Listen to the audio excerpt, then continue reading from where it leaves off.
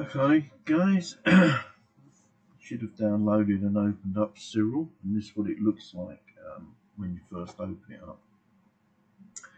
The first thing we're going to do is go to Open, and then you're just going to go to the file where you have downloaded and saved that Orion stack I sent you. Then once you found it, go to Open, and then that will turn up on your screen, and that's the first thing out of the way.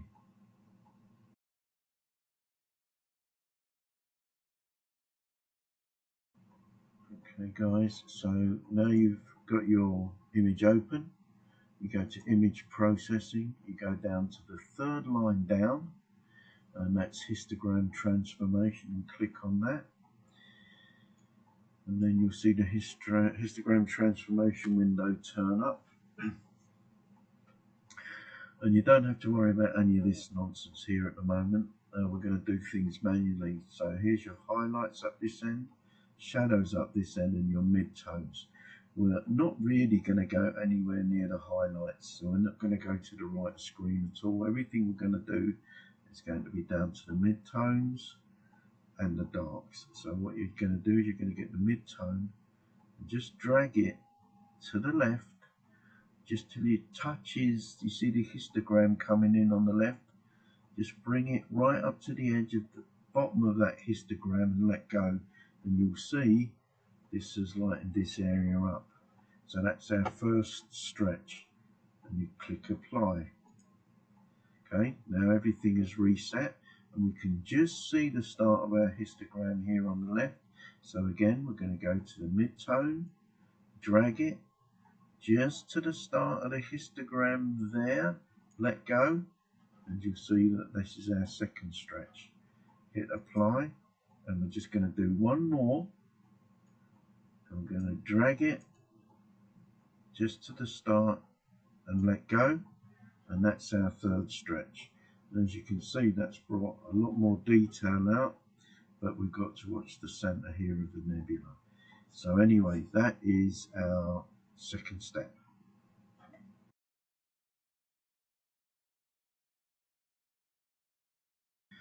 Okay, step 3, we're going to go back to image processing, and we're going to go down to color saturation, and we're going to click on that, and there's various points here, reds, orange, pinks and blues, but we're just going to leave it on global. Move this window to the right a little bit, and we're going to keep our eyes on the color aspects of the nebula at the minute, so but mostly the reds, because that's what we're going to see the most of. So if we grab this, and what I normally do is I just whack it right up, let go, and you'll see that now those reds have become really prominent. So I'm quite rough with it at first, and then you start using slower and slower swipes of the slider to get to the point of where you want it to be. Okay, and I think that's about right there. So yeah, we'll leave it there. Don't worry about this background factor, we'll come back to that in a more advanced section, and we're going to hit apply, and then that stage done.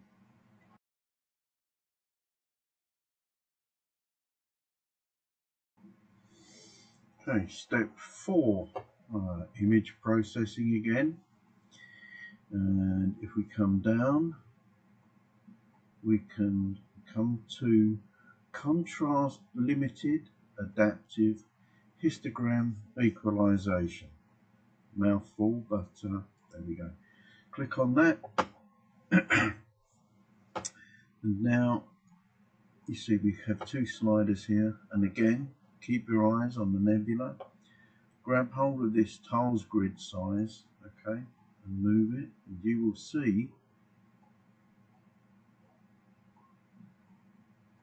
that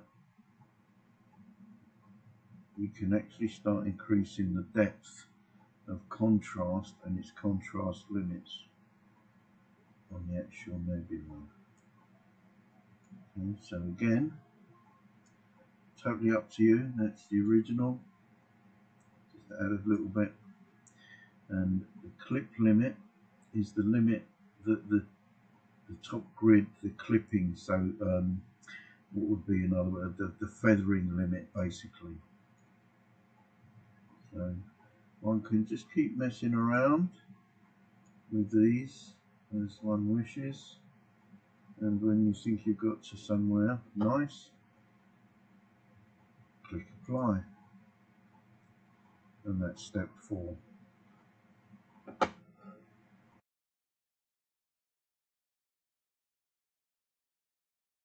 Step 5, image processing, and we're now going to go down to deconvolution and select that.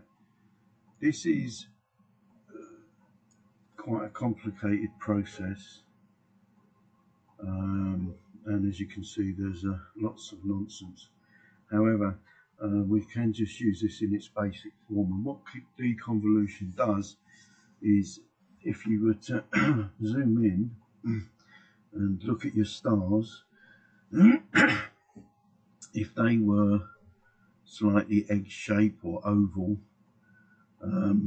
what deconvolution will do, as you can see up here in the preview window, it will look at a star, there's the center, and it will count how many pixels either side of the center nucleus of that star, how many pixels there are in the illuminated area, and if there is more on one side than another, that would then dictate that the star is oval, and that's down to basically a tracking issue. So what deconvolution can do within obviously certain limits is it can correct that oval shape and bring the stars back to being more round. So the issue here at the moment is my stars aren't egg shaped. If you hit the apply button as this is, it will take, depending on your system, it will take anything from 60 seconds to 15 minutes to measure all the stars and resolve any ovalness or egg shapes in them, and bring it all back into roundness, as it were. So that's deconvolution. So if you look at your stars and they're slightly egg shaped, that will bring the stars back into being round. But I'm not going to hit apply here because my stars are round, so this isn't going to do anything. But it's when you're first starting out taking your own photographs, I can almost guarantee, even in your good shots, if you zoom into the stars, they will be sort of egg shaped. So that's deconvolution.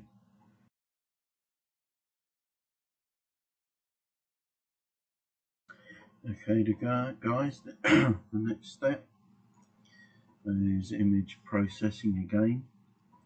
And this time we're going to go down to noise reduction. And again, slightly complicated if you really want to get into it, but fairly easy if you don't.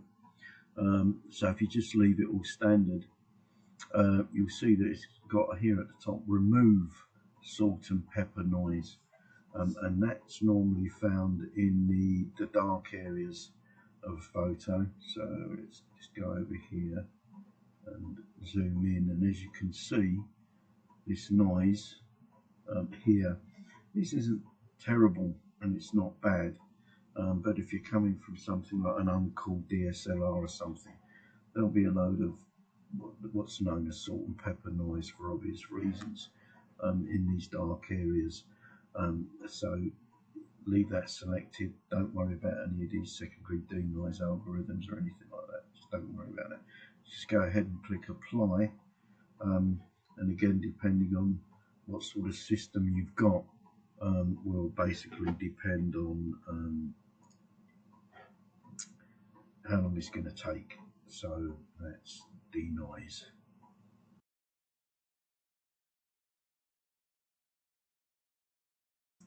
Done all that, you can go back to image processing, back down to histogram transformation where we started all this. You can just have a look at the histogram and tidy it up a bit. Okay, and if you're all happy with that, then you can, as you can see, we've got a red, green and blue here. They're all selected. If we want to unselect the blue, unselect the green and just deal with the red, you can basically adjust the red and just bring that hydrogen out a bit more. It's entirely up to you. If we bring in the green and the blue, if you can look at these now, what really should happen for a proper colour is you should adjust all the RGBs so they're actually all in line and on top of each other. So if we look at this one, we can see the green is away from the blue. So if we unselect the green, unselect the red, sorry, just keep the green selected. If we move the histogram to there, okay, and bring the others in, we can see that that's now matching up perfectly the RGB. However, again, like I said, this is more arty than scientific, and if you prefer it to have more red, then just go ahead and isolate the green and the blue and just work on the red, and the same applies for the other two channels as well. So that's it. That's the real basic stuff.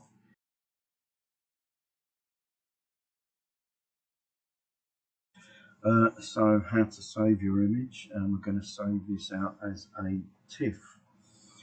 So we go up here and you see the little down arrow top right in the menu, and if you hover over save current image in a different name, so we click on that and then we get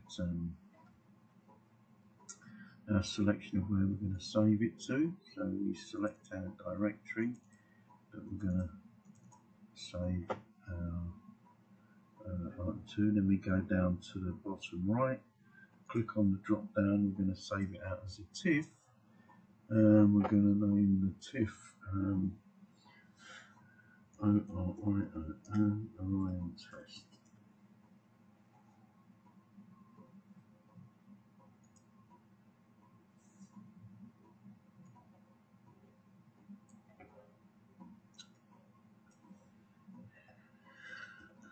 Orion test. Okay, and hit save. It's going to ask us how we want to save it. 8, 16, 32-bit, 16-bit should be okay. I don't use compression, and I do keep the ICC profile, and then just hit save. And then that's it. That's your real basics, and from there you will bring that TIFF in Photoshop or whatever your photo editing is, and then carry on from there.